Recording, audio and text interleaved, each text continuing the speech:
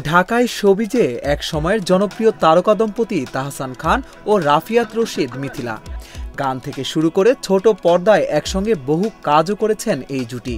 তবে ২০১৭ সালে বিচ্ছেদ হয়ে যায় তাদের, মন ভাঙে ভক্তদের। অন্যদিকে বিচ্ছেদ হলেও তাহসান মিথিলার মধ্যে বন্ধুত্বপূর্ণ সম্পর্ক অটুট রয়েছে এখনো। তার প্রমাণ মিলল আরও একবার।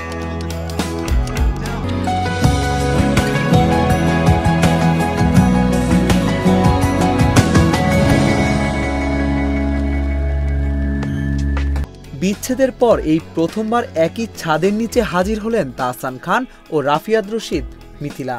চরকি অরিজিনাল সিরিজ বাজির ট্রেইলার প্রকাশ উপলক্ষেই ১১ জুন একসঙ্গে একটি সংবাদ সম্মেলনে তাদের দেখা মিলল।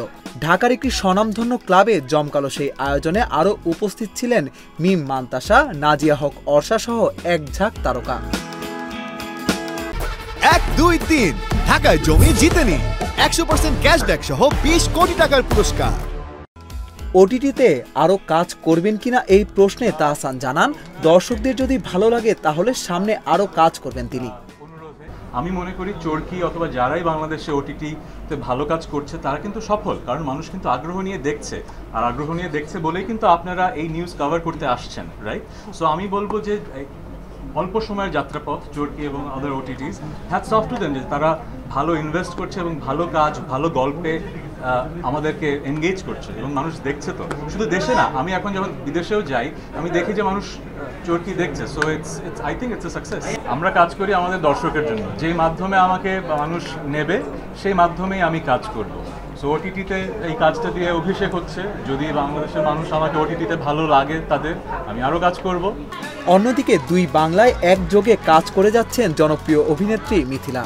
তিনি জানান, ভারতের চেয়ে বাংলাদেশেই কাজ করতে বেশি ভালো লাগে তার। Home is always home.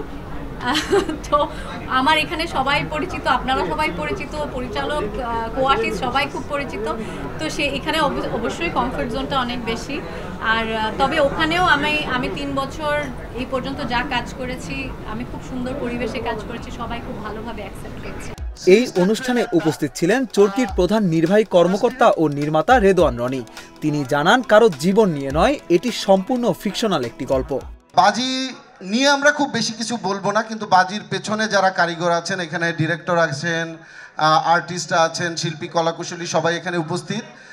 আমাদের নিজেদের কথা আপনাদের সাথে শেয়ার করা, আর আপনারা যেটা করবেন যে এই কথাগুলো সব দর্শকের মাঝখানে ছড়িয়ে দিবেন। সেভাবে আসলে আমাদের বাংলা কন্টেন্টগুলো সারা বিশ্বে ছড়িয়ে যাবে, মানুষের কাছে পৌঁছাবে, উন্মাদনা সৃষ্টি করবে, এবং দর্শক এই কন্টেন্টগুলো যখন দেখবে তখন দর্শক বিনোদিত হবে। এটাই আমাদের উদ্দেশ্য। এটা যত সুশৃঙ্খলভাবে আপনারা আসলে এই কাজটি করবেন, আমাদের কৃতজ্ঞতা থাকবে।